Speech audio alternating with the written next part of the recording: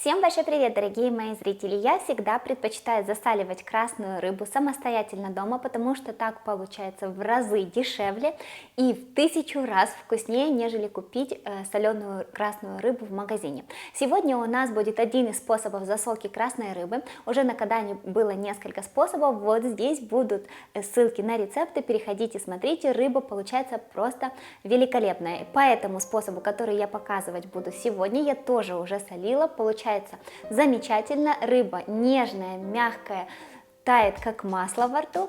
Этот способ я увидела на канале Самвела, ссылку на источник я оставлю в описании. Ну что ж, давайте приступим. Нужно закипятить 1 литр воды. Добавляем 280 граммов морской соли, не йодированной.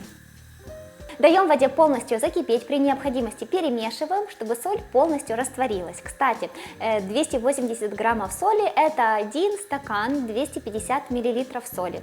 Смотрите, соль должна быть именно морской, не йодированной. Здесь у меня такой хороший, красивый кусок семги, 950 граммов, но можно взять абсолютно любую красную рыбу, и также можно взять кусок поменьше, 400-500 граммов, тоже прекрасно засолится.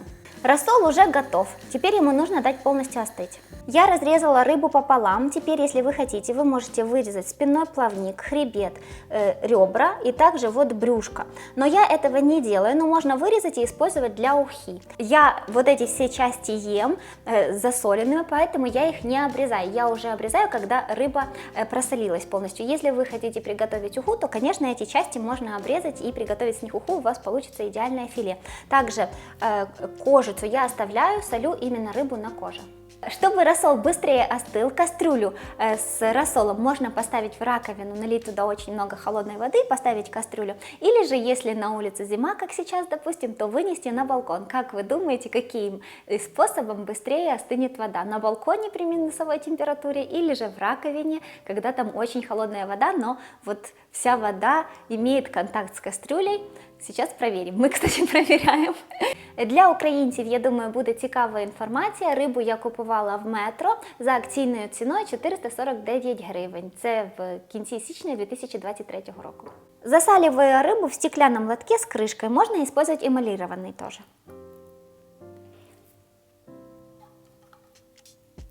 Тест по охлаждению рассола на улице при минусовой температуре и в раковине в очень холодной воде мы провели. Получается, что на улице сейчас -1 и вода получилась 32 градуса, а здесь уже было 27 градусов в раковине. Но понятное дело, что очень много зависит от водных данных. Если на улице -20, то там намного быстрее остынет, нежели в раковине с холодной водой. Заливаем рыбу холодным рассолом.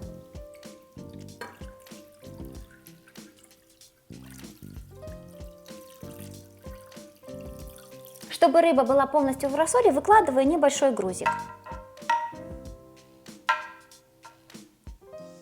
Накрываем крышкой и ставим в холодильник на 6 часов.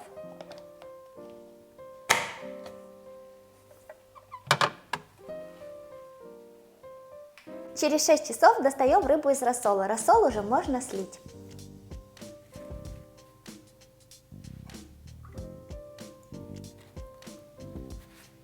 Рыба стала более плотной, теперь с нее легко можно срезать ребра.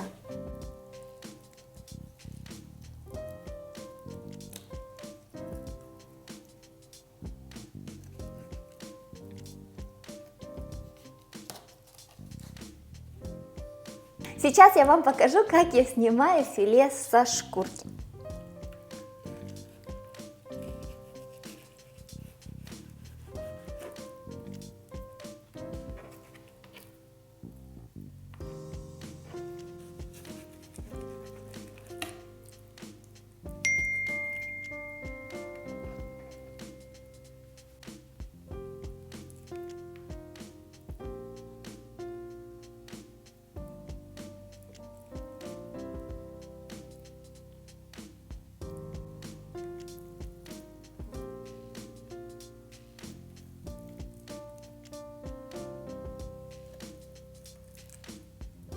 Для меня самое вкусное блюдо, если можно так его назвать, с красной рыбой, это белый хлеб, батон, потом слой сливочного масла и кусочек рыбки с черным сладким чаем. Это самое вкусное, что может быть лично для меня с красной рыбой. Я не люблю добавлять никакие специи в красную рыбу, потому что я считаю, что она и так очень самодостаточная и не нужно перебирать специями ее вкус. Если хотите, то можно сверху посыпать, но вот в рассол я никогда не добавляю.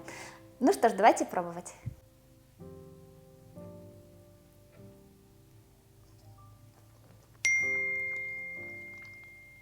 Но вы сами понимаете, что красная рыба не может быть невкусной. Это очень вкусно. Рыба очень нежная, она не пересоленная совсем, она просто тает во рту. Нежная, нежная, прям как масло. В сравнении с сухим посолом я скажу, что вот такая вот рыба, когда мы ее замачиваем в рассоле, она получается внутри более нежная, не такая плотная. Сухой посол делает рыбу более плотной, потому что он вытягивает с нее всю жидкость. Здесь много влаги остается внутри, и рыба, она просто как масло, она нежнейшая, очень нежная, прям действительно тает во рту. Я надеюсь, что вам пригодится этот способ засолки, очень вкусно получается, не переживайте, не пересолите точно, и вам понравится, я уверена. Я же с вами прощаюсь, всем пока, до новых вкусных рецептов.